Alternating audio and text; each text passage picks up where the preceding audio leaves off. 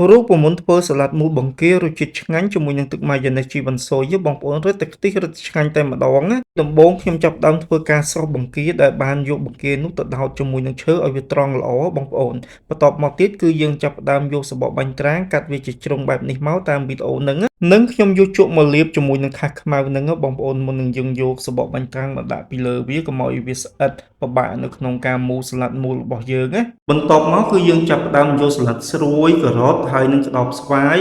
និងផ្កាដែលយើងបានស្រុះហើយនឹងបងប្អូនដាក់បែបហ្នឹងមកហើយយើងចាប់ផ្ដើមមូលវាតាមអ្វីដែលជាទម្រង់តាមវីដេអូកំពុងតែបង្ហាញជូនបងប្អូនណាបងប្អូនមូលហើយគឺល្អតែម្ដងណាបន្ទាប់មកគឺយើងចាប់ផ្ដើមកាត់វាហើយចេញជាទម្រង់បែបនេះយកវាមកដាក់ប្រអប់មកបងប្អូនដូចជាការស្រេចហើយស្លាតមូលរបស់យើងណាសាឡាត់មូរបស់យើងគឺញ៉ាំជាមួយនឹងទឹកម៉ាយ៉ូណេសជីវ៉ាន់ស៊ុយបងប្អូនរសជាតិឆ្ងាញ់ហើយឡើងខ្ទិះតែម្ដងណាបញ្ជាក់តិចបងប្អូនទឹកម៉ាយ៉ូណេសជីវ៉ាន់ស៊ុយយើងចេញច្រើនមែនទែនបងប្អូន